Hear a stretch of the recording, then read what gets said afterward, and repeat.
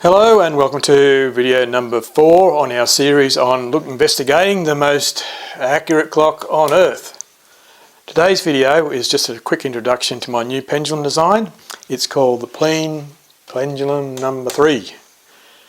And how that happened was as a result of the mathematics associated with pendulum, which I've been looking at and everyone's been looking at for over 400 years, is all wrong.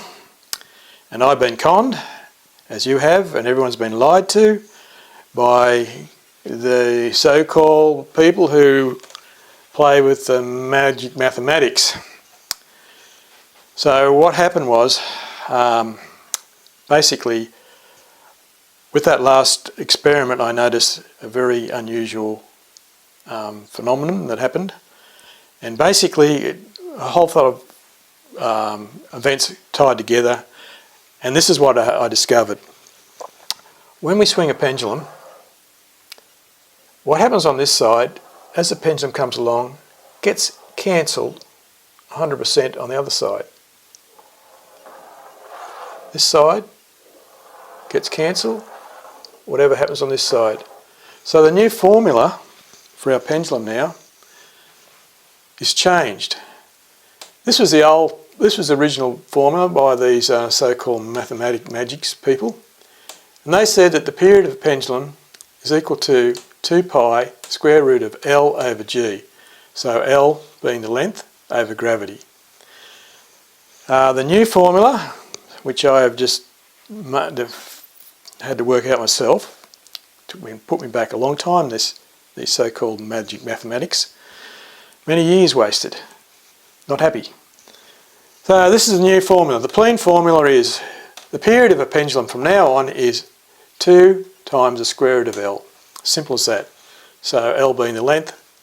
So if you want to find L, it's the period squared over 4.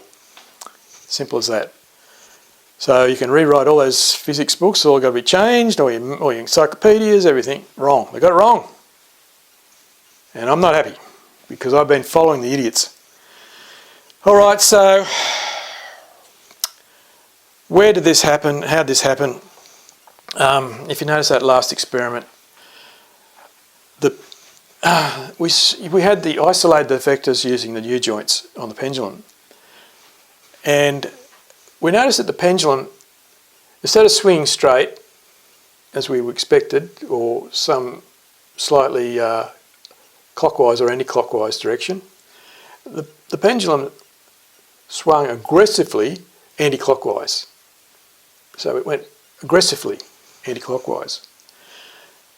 But observing the pendulum, which was that trick question I thought everyone would ask, see if you could figure out, what I noticed was that the bob, the index indicator on the bob, stayed straight. So as the pendulum was going in this direction, the bob kept going straight. So, hello.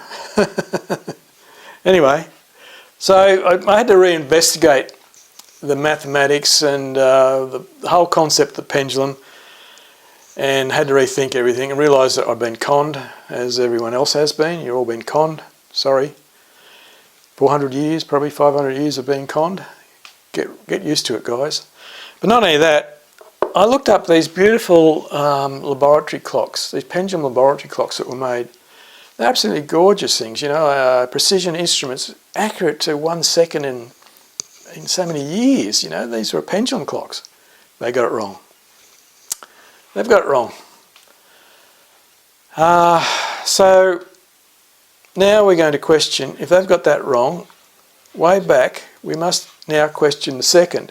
Is the second wrong? I got a feeling they've got that wrong too. So anyway, this is the new design of the plain pendulum. It's going to look like this. We're going to have a rigid shaft. We're going to do away with that stupid, silly cable design. Good one, Fulkoff. You got me, sucked me in on that one. So what the new one will be, we'll have the bob be able to move. So it'll be on a very precision almost frictionless bearing, just like you've seen as I moved with that little small indicator, that little wire indicator. So now our new pendulum will swing, but the bob will be able to move. So this will be actually on a fixed plane, and the bob will actually adjust to any deviations, whether they're from the Earth moving or whether it's something else. So we'll be able to measure more precisely the characteristics of the pendulum. Alright, so that's about it. This is just a quick video, and I'll get more detail as I go along. So thanks for watching, and stay tuned for the next one.